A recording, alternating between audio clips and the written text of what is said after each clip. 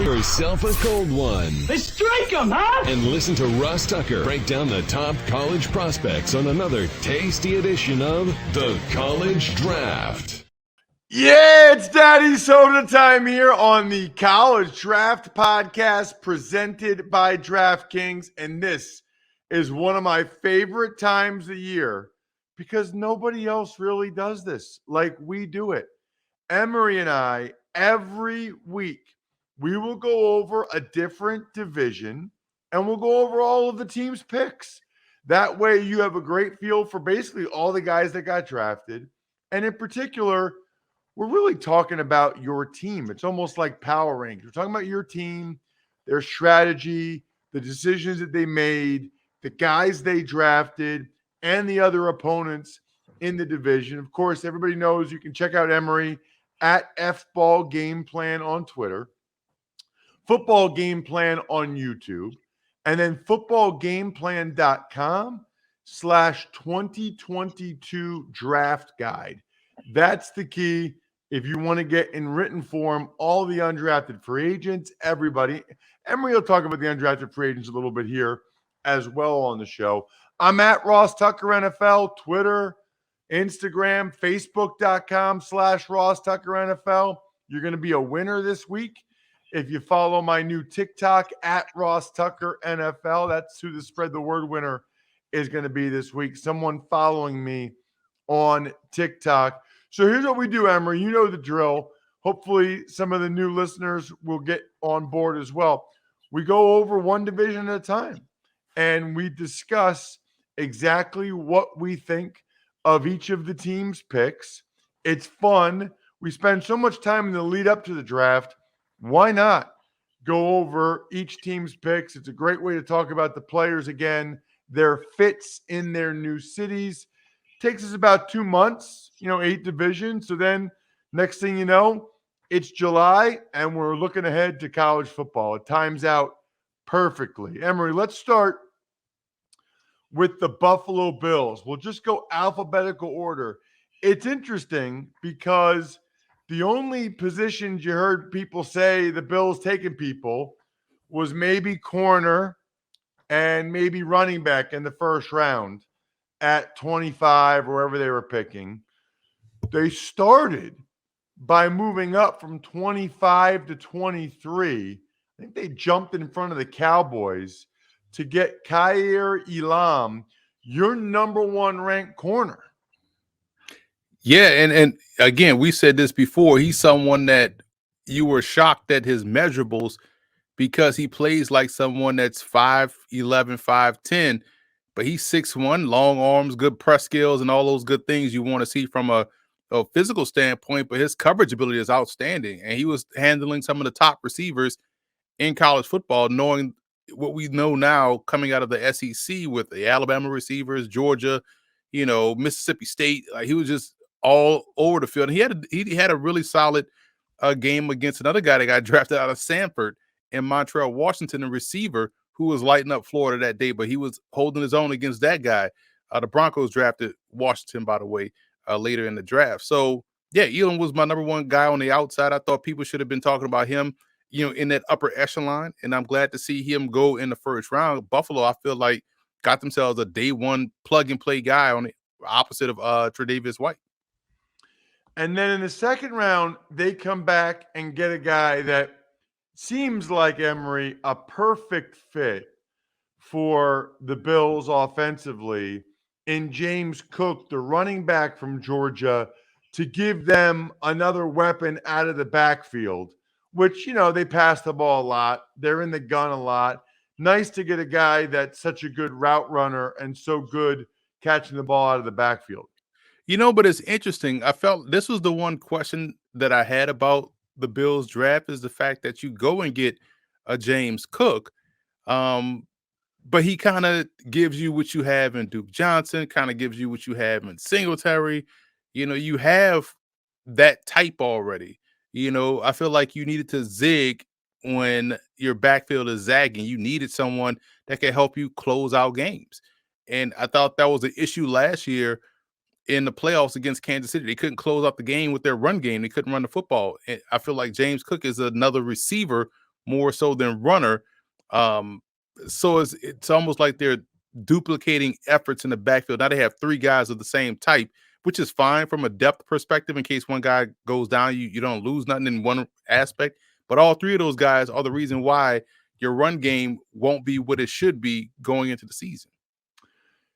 Their third round pick, Tyrell Bernard, which was announced by my buddy Kyle Brandt, by the way, that was hilarious. Linebacker from Baylor.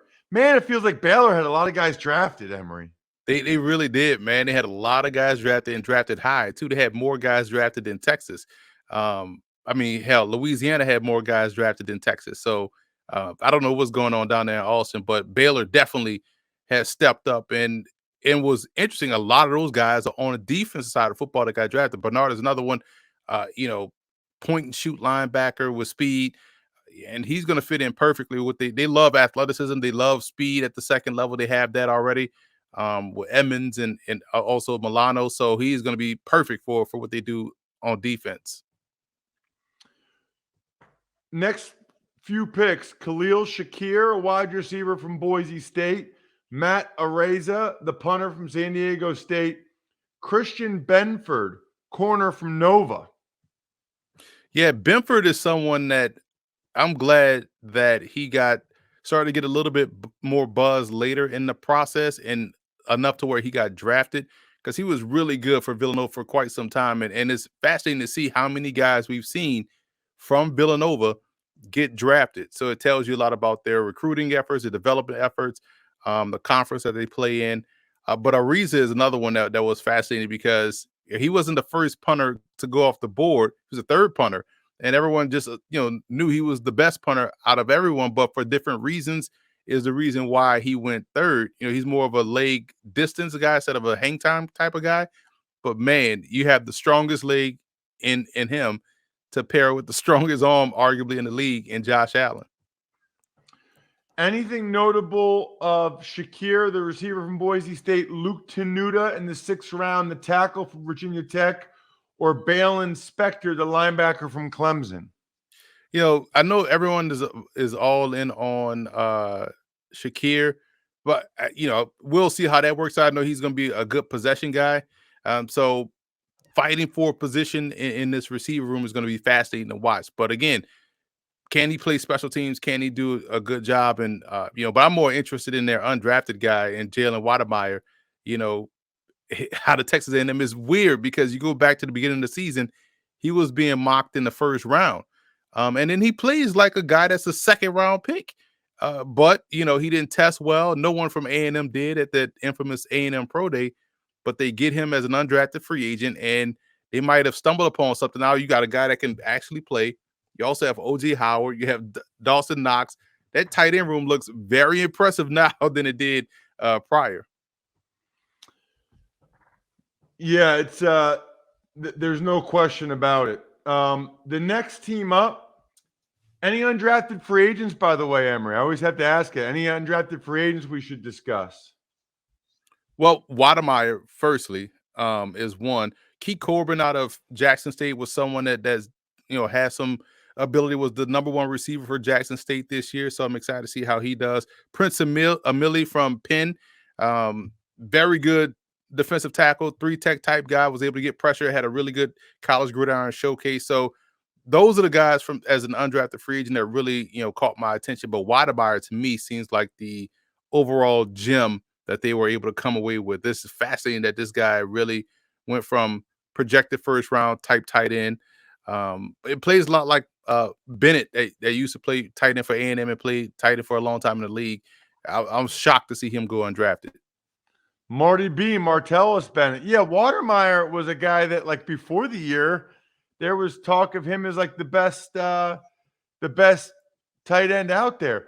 Between him and Spiller and DeMarvin Leal, I guess not really Kenyon Green if he went 15th overall, but it feels like there was a lot of hype on a lot of A&M guys that I don't know if they disappointed this year, Emory, or there was too much hype coming into the year, but I remember a year ago, it was like, oh, Wademeyer's the best tight end. Spiller's the best running back. Like, what happened to all that? DeMarvin Leal is a lock first-round pick. I don't know what happened to these A&M guys.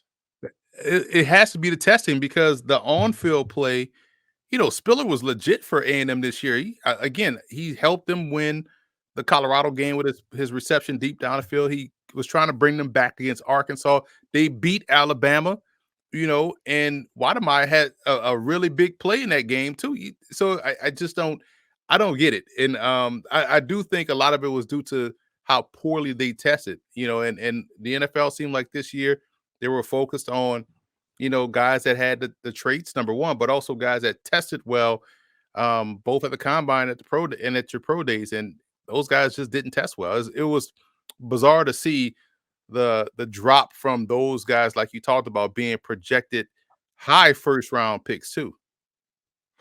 By the way, I didn't mention this earlier, but I hope everybody should have mentioned this on the Ross Tucker Football Podcast too. By the way, Golick Jr. was great talking about NIL and the impact that's having on college football and eventually the NFL. So I encourage you guys to listen or watch the Ross Tucker Football Podcast if you didn't. And I hope everybody had a great Mother's Day yesterday. You would have if you got your mom or the moms in your life a story from myfrontpagestory.com. You would have absolutely had an epic Mother's Day. Not too late, though, for anniversaries, birthdays, whatever you got coming up. Everybody's got something coming up. myfrontpagestory.com. All right, Emory, let's talk about the Miami Dolphins. They only had 4 picks because of the Waddle trade last year, the Tyreek Hill trade this year. I guess I want to ask you about that first. I mean, that's a lot of draft picks they've allocated the last 2 years to trade to get Waddle and Tyreek Hill. As a guy that, loves the draft, loves all these picks, loves all these players, what do you think of that philosophy? Last year they traded this year's 1 to move up to get Waddle, who ends up being Waddle. I still think they thought they could get Kyle Pitts or either Kyle Pitts or potentially Chase. Jamar Chase. That's my opinion. But then you've got this year, they traded all those picks for Tyreek Hill. What do you think of that? Because their draft, they only have 4 guys. Right. And if you're going to trade first round picks, you better get impact starters. And you look at their depth chart. They drafted Waddle in the first round. They drafted Tua, obviously, in the first round. They drafted Christian Wilkins out of Clemson in the first round. Jalen Phillips last year in the first round as well. And Igbenogany is not starting. He's a backup right now. They also drafted him in the first round. So and Austin Jackson too, the lineman. So they're pretty consistent with drafting in the first round and guys that end up being starters. But if you're going to trade first round picks, you want to trade them for impact players. And I can understand trading Tyreek Hill, trading for Tyreek Hill with the first round pick. You get up and get Waddle, who is a very good football player for them. Now, and if you're going to go with this approach like the Rams, you better be able to hit on the rest of your picks. And that's going to be key in what we have to monitor with the Dolphins moving forward. Their first pick wasn't until the 3rd round. And it was the linebacker from Georgia, but not the one or 2 that people talked about the most. Wasn't Quay Walker, wasn't the Kobe Dean. It was Channing Tindall, which the Dolphins say, or their reports out, Emory, that's a guy they had been targeting for a while and really liked. What can you tell us about Tindall? It's funny when you watch Georgia's defense play, Tindall's speed and explosiveness stood out more so than Kobe Dean. I know Kobe Dean was the highly decorated player and made a lot of plays and game-changing plays too. But it's hard to ignore the athletic limitations that he had, especially when he's running sidecar with someone like Tindall, who's explosive. So if you're going to pair him up with, next to Jerome Baker, it gives you, a lot of speed at the second level. And Tindall is someone that has to work better in coverage. But in terms of seeing, diagnosing, and getting to the run game and chasing the quarterback, that's Tindall's game. He's going to be a fantastic blitzer off the bat. So I didn't mind that pick. And Tindall, I had the same grade with Tindall as I did with Kobe Dean. But I feel like both guys went to great spots for them. Dean, to me, is someone that is going to fit in perfect in Philly. fitting perfectly with the Eagles because of what's in front of him now. That defensive line is going to look a lot like Georgia, but Tyndall in a run and chase type situation is perfectly suited to play with the Dolphins. So I understand that pick from a scheme perspective and also just from an athleticism perspective. Let's get to Eric Ezukanma in the 4th round, a wide receiver from Texas Tech. From that program, you're usually talking about guys that are, fly down the field type guys, deep ball specialists, catch and run guys, in terms of elusive, but you don't see receivers from Texas Tech be this strong and be physical. He breaks a lot of tackles. Like, he is a problem to tackle, so he's going to be someone I think can work over the middle of the field, give them something extra after the catch. Waddle can be your speed demon, your deeper threat, even though he was utilized as as a short yardage receiver in terms of the amount of catches in his yards per attempt. But I feel like we're going to see that role progress, and someone Izukama is going to be the physical guy, take the pressure off the the middle of the field or whatnot, and be that guy because he could break a lot of tackles. I was just amazed at how many tackles he broke at Texas Tech. The Dolphins had 2 picks in the 7th round. Always interesting and I think instructive to see who they take in the 7th round because on some level, that they could think, well, they could maybe get him as an undrafted free agent. So the guys they take are the guys that they really want or they don't want to take any chance of not getting him in the 7th round. So let's get to linebacker Cameron Good from Cal and your guy, Emory, Skylar Thompson, the quarterback from K-State. Yeah, Good is someone that has, again, really good athleticism.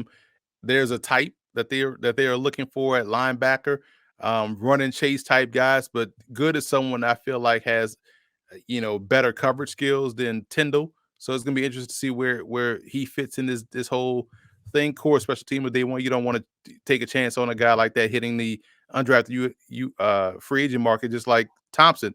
Thompson is another one. A lot of teams probably had a beat on Thompson to sign as an undrafted free agent. The Dolphins were like, well, we're gonna beat those guys to the punch, make him a 7th round pick. And it's like we said before, it's the athleticism, it's the ability to keep the chains moving. Health is going to be key for him. But now you look at that depth chart. I mean, he's kind of cut from the same cloth as a Chris Streveler, who's their 3rd string quarterback right now, the kid out of South Dakota that also came over from the CFL, played with Winnipeg, won some games up there, but also was with the Cardinals also. So really good quarterback room with guys that can make things happen if the initial play breaks down. Teddy Bridgewater is the backup. Tua is kind of cut from the same mold as the Strevelers and the Thompson. So it's fascinating quarterback room. But as you know, big fan of Skylar Thompson and what he brings to the table. Yeah, what do you think the thought process is there, Emory, bringing him in? Well, keep him stashed, on a practice squad if he doesn't beat out Streveler. Streveler is kind of the Taysom Hill in this role because he's a very good runner with the football. He was on punt team out there with Arizona as well. So I think like they want to get another quote unquote, true quarterback in the room, another arm for training camp, but also want to bring him along and develop. But he's an older guy too. I mean, he's been in college 5 years. So, that's someone that they probably see as a long-term reserve for Tua Tagovailoa. Any undrafted free agents stand out to you, Emory? Yeah, the fact that they went heavy with undrafted free agents because they didn't have a lot of picks. But Blaze Andrews, the offensive lineman from Minnesota, Kellen Deesh, I talked to him at the East-West Shrine Bowl, really good lineman out of Arizona State. Braylon Sanders, I tweeted about him a lot at the NFLPA game, how he was just owning the week out there, wide receiver. So he's got a shot too. So I was very impressed with what they did in Cater Cahoe out of Texas A&M Commerce. This was someone they gave the highest signing bonus to as an undrafted free agent, which is always a tell-all sign that they were targeting this guy in the draft as well. He's someone that has fantastic explosiveness, speed, and athleticism. Had a really good week at the Hula Bowl. So getting him in, he kind of plays like Noah ignominy when you watch him play. But you get someone that has good mirror and match skills, could probably play inside. I have him as a slot corner. So very impressive skill set, and giving him that high undrafted free agent money tells you a lot about what they think about him and what their plans are for him. Let's bring in a special guest as we talk about the New England Patriots. A buddy of mine for a long time. His name is Greg Bedard. You got to check him out, especially if you're a Pats fan or any fan of the AFC East at all, or any Boston sports for that matter, at Greg A. Bedard, Bedard. He's the founder and editorial director at BostonSportsJournal.com.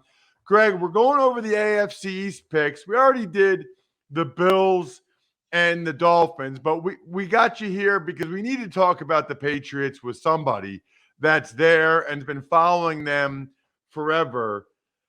You know, especially their first two picks for me, Greg, I was surprised. I thought they were head scratchers. I mean, the Rams' reaction to them taking Cole Strange is all you need to know. And then Taekwon Thornton, a Patriots second rounder. I mean, I tried to go on DraftKings to see if there's a way I can bet on him to be a bust because he's a Patriots wide receiver draft pick in the second round. Thanks for coming on the show. No problem. Good to be with you guys. Yeah, I mean, look, Russ, Russ, I would love to be able to tell you, like, you're crazy. The Patriots know exactly what they're doing. They're ahead of the game. I can't really tell you that at this point. I mean, I think, first of all, they traded down for 21, where there were a lot of good players on the board, including they traded with Kansas City, who, they kind of tussle with once in a while in the postseason. And the Chiefs decided to trade up to the Patriots spot and took Trent McDuffie, who is a cornerback. The Patriots are so poor at cornerback right now that they had to take Malcolm Butler, who didn't even play football last year. And when he did sign with the Cardinals before he, quote unquote, retired, nobody really wanted to offer him a contract. So J.C. Jackson leaves. They replace him with Malcolm Butler. Patriots pass on Trent McDuffie. They pass on Kaiir Elam, who the Bills traded up for, who is also on the clock. They trade, your divisional rival. They replace Levi Wallace, who left in free agency, with Kaiir Elam. The Patriots don't replace J.C. Jackson, really. And, also Devin Lloyd was a guy, a linebacker, who a lot of us thought might interest the Patriots. Pacers pass on that. They trade down, fine, what have you. And they get on the clock, and they take Cole Strange from UT Chattanooga. Now, I will say the Rams' reaction to it, I think, was a little bit overblown. I think they were more poking fun at themselves about, like, what a bunch of idiots we are. We thought we might be able to pick that kid at 104. And instead, the Patriots are, have a first-round grade on him. Look, is he a good player? Yes. Do I think he's going to play immediately? Yeah. I mean, they didn't pick him there not to play, so he's going to play. I think he could be a better center ultimately, which is what he played at the Senior Bowl. But this is a need that they've created themselves in recent years, Ross. They franchise tagged Joe Thuney when they really shouldn't have during that 7-9 season, wasted $15 million and a comp pick. They let him go. He signs with the Chiefs. And last year they had Ted Karras, who beat out Mike Onwenu, sent Onwenu to the bench at guard. He signs with the Bengals. They trade Shaq Mason. So all of a sudden they have this need at guard that they created themselves, and they reach for a guy in the first round who probably they could have gotten in the second round. And then you're right, Taekwon Thornton. I will say, I liked him on film more than I thought I was going to. Greg Cosell was very high on him. Mentioned him along with Jamison Williams and Chris Olave. I do think he's a bit of a risk there. I think they could have gotten him later, track guy, deep threat guy. But there is something there with him, and I can see why they liked him. With both those picks, though, could they have gotten them later? That's the big question. Emory, I haven't watched Cole Strange's tape. I've seen highlights, but I haven't watched his game tape. To be an interior offensive lineman from the FCS and go in the first round, I mean, he must be unbelievable. He must be murdering people. I mean, I am stunned. What did you think, Emory, of Strange and Thornton, the Patriots' first 2 picks? Strange is my number 2 center in the entire class. So I love the pick because you go and watch that game against Kentucky, and you know Kentucky has those interior defensive linemen. Marcus McCall, the nose tackle, is a very good player. Up front, they've been good defensively for the last 5 years. Dominated in that ball game. Chattanooga had a chance to win that game, honestly. They were going toe-to-toe with Kentucky. So it's the recognition skills, the athleticism, and when you have that type of athlete at center, your entire playbook is open. You can do so much movement in the passing game and also in the run game. But I thought that was the reason why this was one that, the Patriots had to take, because the reaction from the Rams, I agree with Greg there. If they probably thought, all right, this is a small college guy, everyone's probably going to go for the big, university type guys. They thought they had an outside chance to really, jump back into day 2 and get him. But with the draft, we know this. You can't play the draft because we just talked about the Dolphins going up thinking they're going to get Jamar Chase. The Bengals are like, yeah, well, guess what?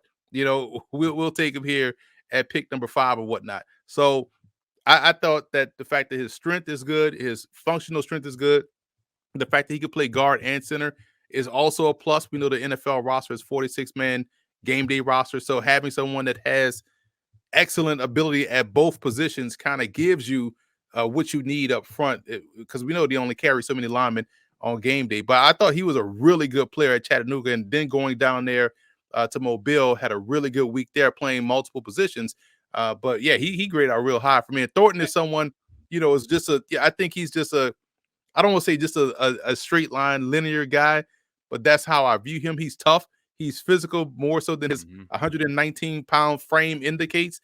But you want to see him, gain weight, get thicker, and also you want to see how much more nuanced he could be outside of just a go guy. Emory, can I ask you a question for a second? Sorry to play a role as host there, Ross. But Emory, you're an expert on this, and I agree with you. I think when I watched Cole Strange, I thought top of the line center. I mean, Ross, when you watch tape on him, his ability to get to the second level and down the field, it reminds me of Alex Mack. I haven't seen an interior lineman get to the second level on this better than a lot of guys. But here's my thing, and you mentioned Jamar Chase. In today's NFL and what the Patriots are lacking, arguing about wide receiver and going up and, hey, you don't want to miss on this guy because we're talking about dynamic weapons. And no offense, Ross, but we're talking about a guard here. And I've made this point to Patriots fans who want to defend the pick. When they broke through in 2014, their interior line was Dan Conley, undrafted. Brian Stork, rookie 4th-round pick at center. Ryan Wendell at guard, undrafted. When they won their last 2 Super Bowls, it was Joe Thuney, 3rd-round, immediate starter. Center, David Andrews, undrafted. Almost an immediate starter. Shaq Mason, 4th-round, immediate starter. So I understand that Cole Strange has a ceiling, and he's a good player. But I don't know if I can defend taking an interior lineman in the 1st round in the draft anymore, not in today's NFL. I'm just curious about your thoughts on that. Well, I'm glad. I'll just jump in real quick. I'm glad you said that, because when they've had so much success with guys like Thuney and Mason, to take Strange in the 1st round is a strange pick to me. I mean, especially, look, you mentioned Elam earlier, Greg. That was Emory's number 1 outside corner. Emory's number 1 outside corner. That's who I would have taken. I would have turned down the trade, stayed at 21, and taken Elam if I were. Yeah, that was Emory's number 1 outside corner. So that, and I know it's like a joke about the Patriots and receivers with Thornton, but I mean, it's big valid. Sample size now. It's a big sample size now. And my question is, with the type of receiver Thornton is, I mean, who's getting the ball deep down the field? It ain't Mac Jones. It ain't Mac Jones with that arm. So then let's continue here, Greg, because I want to get to the other picks. So I will say this: their 3rd-round pick, Marcus Jones. Love him. I love that dude. I mean, he is an elite returner. I think he'll be a terrific nickel. Love that pick. Don't know as much about Jack Jones. Emory, you have to tell me. Pierre Strong looked like a stud to me. Bailey Zappi. Bailey Zappi in the 4th round. Now, I did the Army game against Western Kentucky. Army beat Western Kentucky, by the way. He's good. He's accurate. Explain that pick to me, Greg. We just want to get a cheap backup and stop paying Hoyer? Yeah. Well, number one, both their quarterbacks on the roster, Brian Hoyer, who you're hoping transitions to coaching at some point, and Jarrett Stidham are both in their contract years. So that explains that. But to me, Ross, it does not explain taking him in the 4th round. Again, Bill has these things against 5th round picks. Like he had 2 before the draft. He traded them away. He's done this many years before where for some reason he hates the 5th round. He thinks that that's the dividing line between taking a real prospect and just getting ahead in undrafted free agency. But I'm sorry, with the COVID year and now, some of the talent on the college level, we all talked about the depth of this draft. So what's wrong with having 2 5th round picks and taking Bailey Zappi in the 5th round? He's probably lasting that long and addressing a real need in the 4th round. I just didn't get that. Emory, your thoughts on some of the mid-round picks, the Joneses at corner, Pierre Strong, Bailey Zappi? Love Strong. He's always one play away from hitting the house. So that's a great pick for New England. Marcus Jones was my number 1 slot corner. So I love that pick, obviously. Yep. And Jack Jones was my number 6 boundary corner. So I love Jack Jones. He's going to have to gain weight. At times he can get a little bit too grabby because he's 171, weighed 171 at the combine. But his coverage skills, his aggressiveness, love that. I think right now I would have him, higher than Jalen Mills as the corner. I would definitely not have a problem starting Jones over Mills at corner because I think Jones' coverage ability is phenomenal. But also I love the 2 corners they got on the back end. But man, it would have been a home run had they gotten Elam, Jones, and Jones. Yeah, Ross. And real quick on that. So I had Greg Cosell on my podcast that's out today, the Greg Bedard Patriots podcast. If people are curious, so he mentioned Honey Badger with Marcus Jones, that he can do that sort of thing. And, Devin McCourty's in a contract year. Maybe he's a future sort of free safety, that guy for them. Jack Jones, because like Emory said about his weight, he sees him more as a slot cornerback. Pierre Strong, James White's trying to come back from hip surgery. Who knows whether he's going to do that? He gives you an option, an upside as a pass back. And Damian Harris also going into a contract year. And the other running back, Kevin Harris, more of an every down, first 2 down back, that if you move on or trade Damian Harris at some point, go with Stevenson as your guy, then Kevin Harris could be that top young backup, cheap backup. What's funny about that? My comp for Kevin Harris is Damian Harris. So they definitely have a type. Emory, anybody jump out to you? Sam Roberts, Jason Hines, Andrew Stuber, any of their undrafted guys? Sam Roberts was excellent on tape, man. I listen, he was someone that I thought was going to go undrafted, but he was my number 5 tech. He could play across the defensive front, and you watch him just explode into the lineman's chest and really getting some knockback and pushback. So to me, that was a really good pick. Undrafted, I know it's a shame how far De'Aaron King has fallen. I remember him getting work at receiver at the Shrine game, and it was just like, he's not that top tier athlete to play receiver. So it'll be interesting to see him play this Taysom Hill role for New England.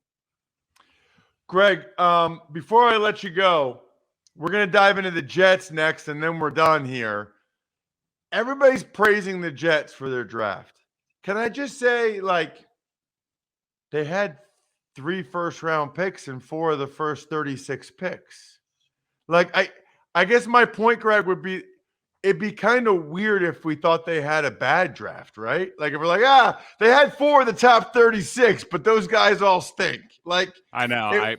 I agree with you. I mean, but I will say this. I mean, for the Jets of all people, and by the way, I loved what the Bills did in this draft, unfortunately for New England. But to get Sauce Gardner, who, probably the number 1 cornerback in the draft, to get the number 1 cornerback, to get a lot of people's number 1 receivers. I'm not as high on Garrett Wilson.